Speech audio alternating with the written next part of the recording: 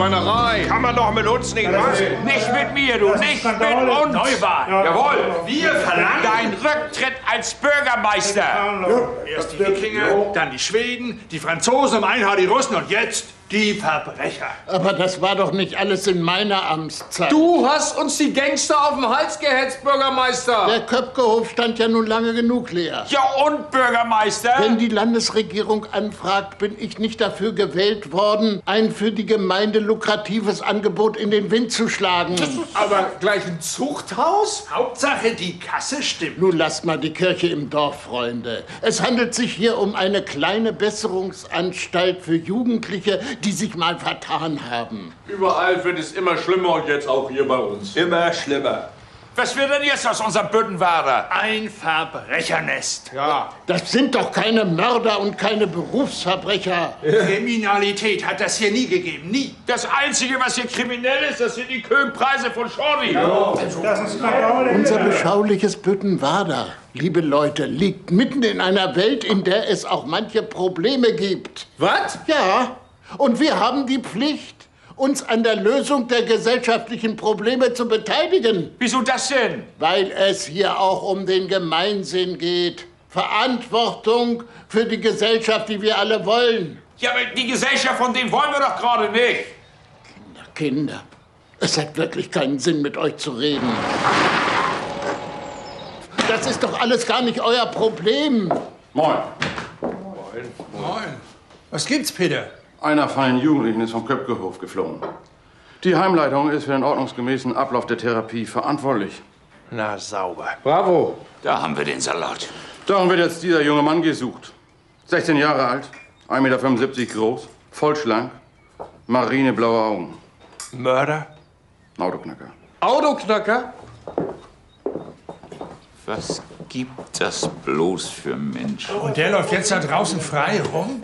Mann, du. Ich gebe dir die Chaise in einwandfreien Zustand. Dann fährst du damit 2 Tage und dann ist das Ding gedutt. Das war einmal. Nee, so ist das immer.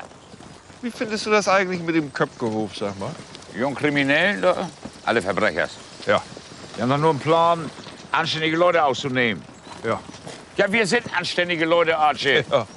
Was soll aber rauskommen, wenn du Verbrechers auf anständige Leute schickst? Sag du mal, Braggelmann. Ja, nichts Gutes. Ne. Weißt du, wenn einer ein Mann ist, dann kann er ja auch keine Frau sein. Ja, das ist richtig. Und wenn einer ein Mensch ist, dann kann er auch keine Kuh sein. Und wenn einer kriminell ist, dann kann er nicht anständig sein. Und wenn einer nicht kriminell ist, kann er nicht kriminell sein. Das ist interessant. Auf jeden Fall gehören die hinter Schloss und Riegel und nicht auf dem Hof, wo sie weglaufen können. Und wenn er jetzt hier irgendwo ist? Was sagst?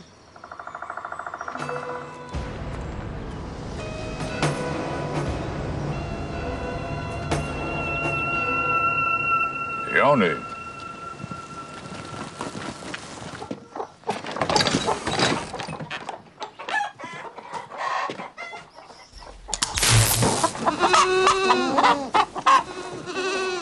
Na, ihr Viecher, alles in Ordnung?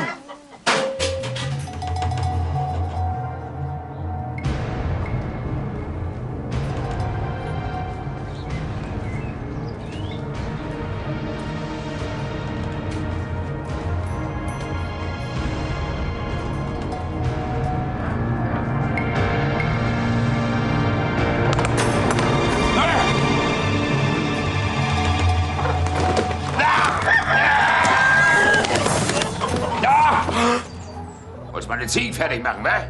Ich hab mich nur versteckt. An den armen Tieren vergreifen. Verbrecher. Scheiße besetzt. Kann ich mich erst mal vorstellen.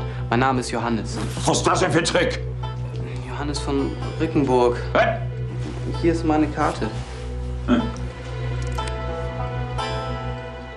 Aus Hamburg, wa? Ja. Verbrecherhochburg. Hast du dein schmutziges Gewerbe gelernt, was? Ich habe Autos geknackt. Ich wollte meiner Freundin imponieren. Scheiße, immer noch besetzt. Ganze Dorf sucht dich. Telefondrehte laufen heiß zur Polizei. Und wo ist der Gangster? Hier bei mir. Könnte ich vielleicht einmal telefonieren? Deine Komplizen, wa? Nein, ich würde gerne meine Eltern anrufen, bevor sie Polizei... Ich gebe ihnen auch Geld dafür.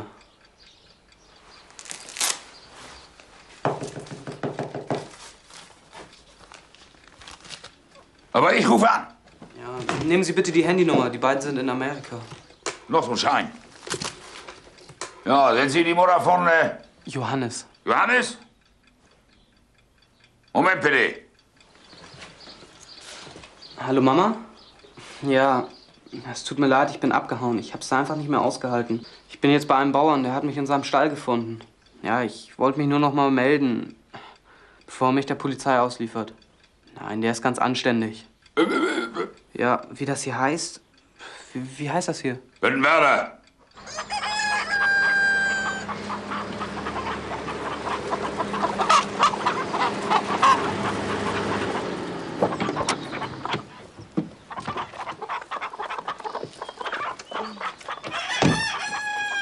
Hallo? Ist da jemand? Sind Sie Herr Brackelmann? Jo. Geiger, ich bin die Assistentin von Friedrich von Rickenburg. Ich dachte, die Eltern wollten hier. Die Eltern sind auf einer Vortragsreise in Kalifornien. Ja, und wo ist er?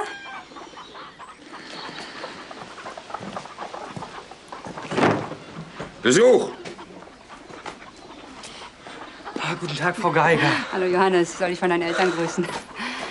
Dankeschön. Ja, Herr Brackelmann, Friedrich von Rickenburg dankt Ihnen, dass Sie so lange gewartet haben. Rufen Sie jetzt ruhig die Polizei. Es sei denn, Sie wären bereit, einer Familie, die durch unglückliche Umstände in große Schwierigkeiten geraten ist, aus der Bedrängnis zu helfen. Wie bitte? Verstecken Sie Johannes für ein paar Tage. Das kommt überhaupt nicht in Frage. Er wird auf dem Köpkehof von anderen Jugendlichen schikaniert. Ja, er hätte ja nicht Verbrecher werden brauchen. Wir brauchen nur ein paar Tage, um die Verlegung in eine andere Therapieanstalt durchsetzen zu können. Tja, die Gerechtigkeit?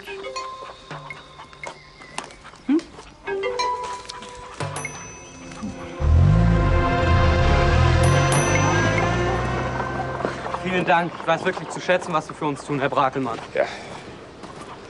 Sabbel nicht. Fang an.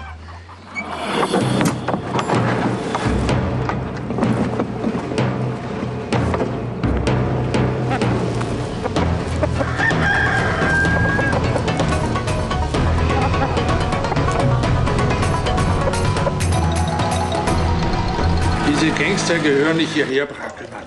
Die gehören in die Stadt. Da begehen die ihre Verbrechen. Da sollen die auch büßen. Hab ich recht? Na ja, das sind auch nur Leute. Als anständiger Mensch will man doch mit so einem Gesocks nichts zu tun haben, oder? Das gibt Sonne und Sonne. Diese Jugendlichen haben doch keinen Wert mehr für die Gesellschaft. Ist doch so. Moin. Moin, Hatsche. Moin. Die Kriminellen, ne? Ah. Haben Sie den Ausbrecher eigentlich eingefangen? Ach was, der ist doch über alle Berge. Und die Polizei ist machtlos. Ja, ich zahl dann mal. Was? Schon fertig? Mhm. Wie lange bist du denn schon hier? 3 Bier, 3 Köben. Ja. Bar? Nicht auf Deckel? Stimmt so. Danke. Sag mal. Mofa steht draußen, läuft wie Gülle. Hast du die repariert?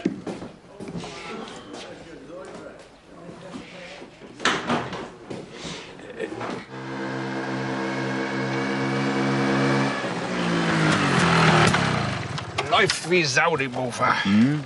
Na, Brackelmann, dass du schon so früh im Dorfkrug warst, hast die Landwirtschaft aufgegeben? Nö. Aber viel arbeiten musst nicht mehr, ne? Na ja. Geld kommt auch so rein. Das arbeitet doch schon wieder in dir, ne, Brackelmann? Tschüss, Archie. Ja, tschüss.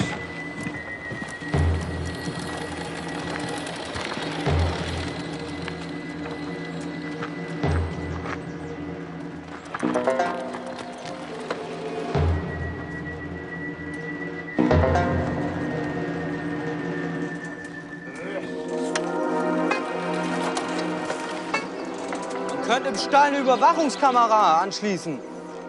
Wenn das Viech dann Nachwuchs kriegt, können Sie das einfach über einen Monitor verfolgen. Dann müssen die Viecher nicht ständig gestört werden. Sowas kann man ganz leicht kriegen übers Internet. Können Sie da ersteigern? Ach, guten Morgen.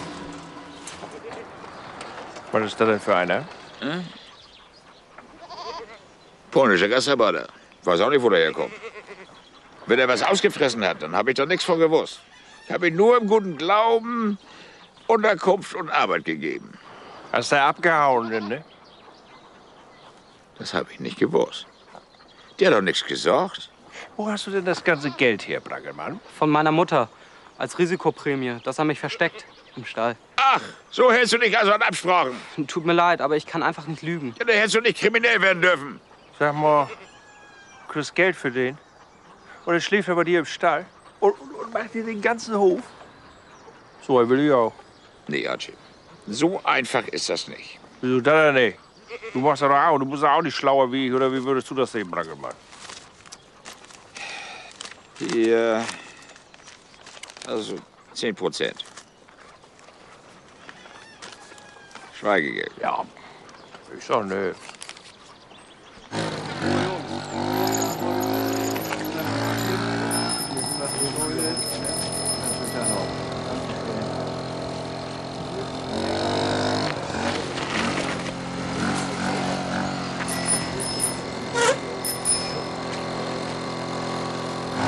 Dann wollen die ein Bauernfrühstück, dann wollen die Lütt und Lütt. Und da hinten die wollen zahlen und da hat einer eine Frage. Ungeheuerlich. Ich kann mich doch nicht zerreißen. Nee, das kannst du auch wirklich nicht. Nee. Sag's nicht. Noch einer. Kevin. Wo ist eigentlich Archie?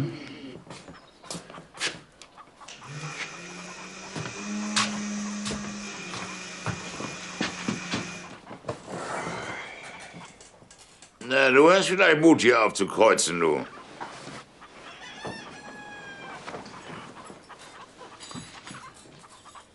Hast du auch einen geholt? Okay. Ja. Bin so unzufrieden mit meinen Kriminellen, du.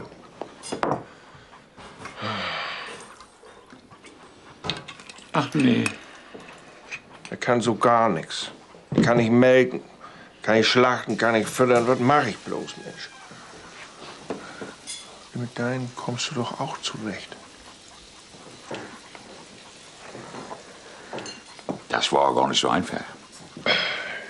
Seine Familie habe ich angerufen, die wollen gar keine Risikoprämie bezahlen. Was gibt das bloß für Eltern, frage ich dich. Naja, seine zahlen ja gut, aber die kümmern sich ja nicht um ihn. Ist aber immer noch besser.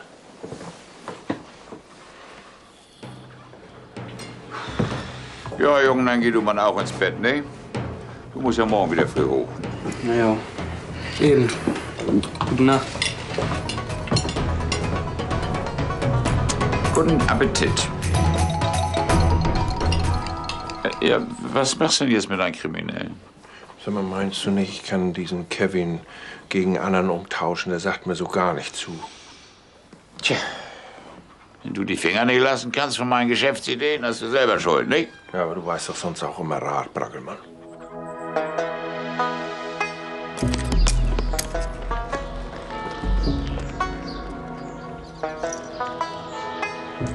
Moin, moin, Bürgermeister.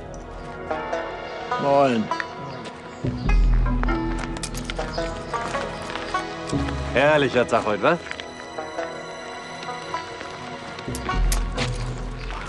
Hansenhof, ein Maurer. Tisch 3, Kevin. Wenn du noch einen für mich hättest. Toll, ich habe einen echten Engpass im Moment.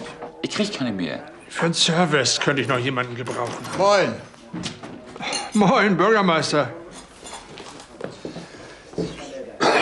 Schotti, ist heute nur Tag der offenen Tür oder kriegt man hier auch was zu trinken? Machst du dem Bürgermeister mal Lütt und Lütt klar? Aha. Neu hier? Ja, ja, ganz neu.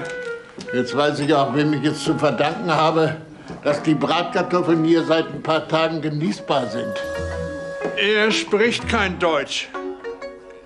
Du wieder in Küche. Du Küche. Verstanden? polnischer Hilfsarbeiter. Aha. Dorfkuh? Ja. Ja, sag ich ihm.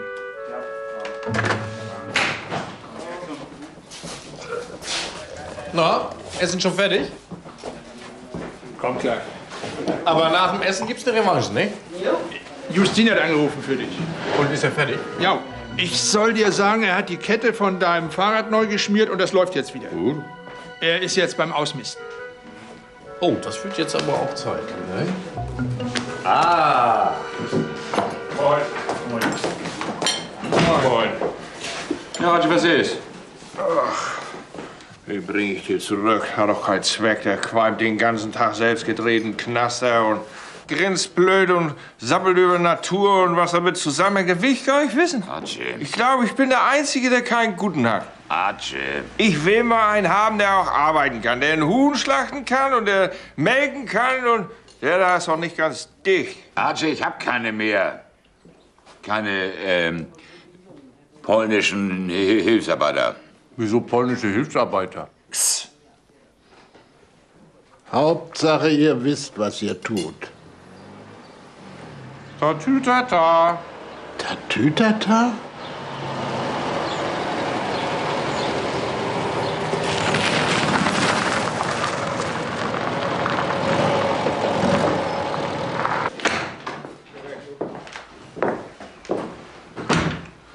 Moin. Moin. Moin, Peter. Gibt's noch Bratkartoffeln, Kevin? Shorty? Schon fertig. Die schmecken aber sowas von köstlich, deine Bratkartoffeln, Shorty. Na, Hast du mal einen Kaffee für mich? klar. Sag nicht, dass schon wieder einer von den Kriminellen ausgebüxt ist. Ich sagte was, Bürgermeister. Der Köpkehof ist ein gescheitertes Experiment. 4 Insassen sind schon weg. Und spurlos verschwunden. Spurlos. Wie kann das bloß angehen? Ja, die brauchen eine härtere Hand. Das glaube ich allmählich auch. Was soll das ganze Getue? Die müssen ordentlich brummen. Das sind immerhin Kriminelle. Naja, Ich weiß nicht. gibt sicher auch Unterschiede. Die meisten brauchen nur eine zweite Chance. Kommt ja auch ein bisschen auf ihre Umgebung an. In manchen steckt vielleicht sogar ein guter Kern. Ja, aber die meisten gehören in den Knast. Ja, das will ich wohl meinen. Und da sollen die dann vermodern. Hier riecht das irgendwie komisch. Echt? Naja, jedenfalls ist hier jetzt Nummer 5. Sieht aus wie ein Hippie, ist aber ein chronischer Schwarzfahrer. Das ist ja ekelhaft.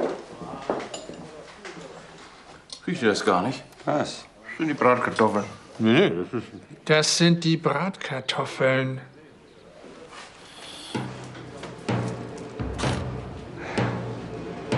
Meine Schäfchen.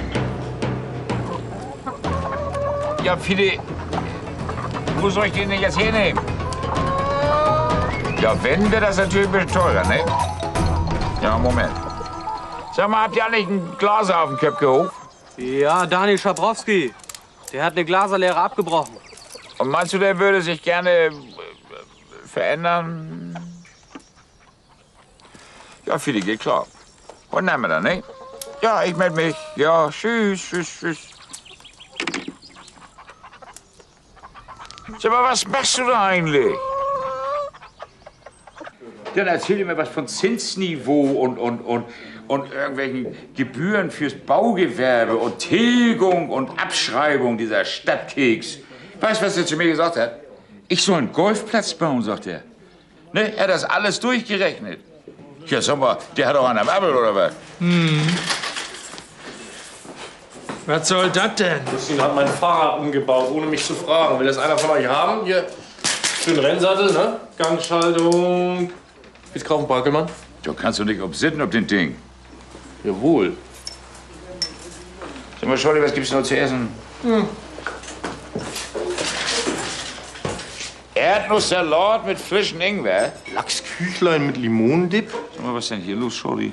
Ja, Bauernfrühstück macht Kevin nicht mehr. Sag mal. Moin, Atze. Geh mal weg da. Sag mal, was bist du denn für ein Gesicht? Du hast ja nun gar keinen Grund dazu. Deinen letzten Häftling habe ich die anderen ausgetauscht. Da ist was los. Ach, der macht und tut den ganzen Tag und ackert wie ein Blöder. Wenn ich sage, soll aufhören, dann macht er das nicht. Was hat das denn für einen Nennwert, wenn man überhaupt keine Ruhe mehr hat auf dem Gehöft? Wisst ihr, was ich glaube? Seit die da sind, ist das Leben so anders. Wir müssen umdenken, Brakelmann. Kann ja nur nicht angehen, dass Sie denken, dass Sie alles besser wissen als wie wir. Das können wir doch nicht durchgehen lassen. Wir müssen auf dem Boden des Gesetzes notlanden. Also gut. Achtung. Stellt euch vor, 2 Rentner aus Klingsiel, die einen kleinen Fahrradausflug in unsere Gegend gemacht haben, haben einen von den entflohenen Jugendlichen wiedererkannt. Was? Wen? Wann? Wo? Die sind zur Polizei. Aber die Polizei hat gesagt, den holen wir uns. Und alle, die ihm geholfen haben. Aber wir schlagen noch nicht zu, haben die gesagt. Wir beobachten erst mal. Beobachten? Ach so, was machen die auch? Ja, also, wenn ihr mich fragt, da steckt ja bestimmt eine Organisation dahinter. Ja. Sowas nennt man organisierte Kriminalität. Alle kommen vor Gericht. Und in den Knast natürlich. Vorbestraftes Gesocks, mit denen anständige Leute nichts zu tun haben wollen. Aber Bürgermeister... Tja.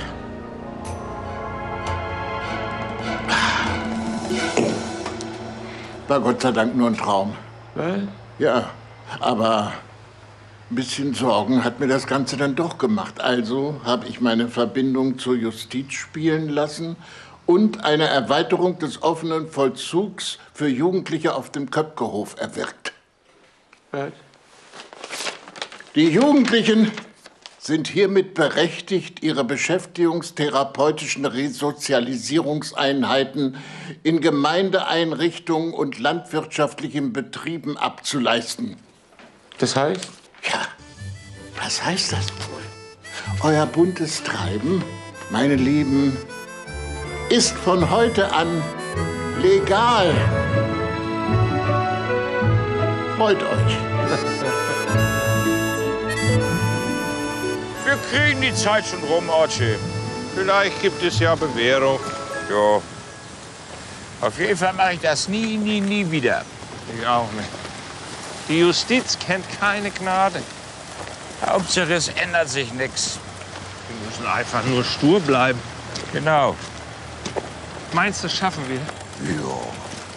2 Monate noch, dann sind die alle weg und wir sind endlich wieder frei. Und dann geht das alles seinen Gang, so wie immer. Meinst du? Natürlich. Oh, das wäre so schön. Ach.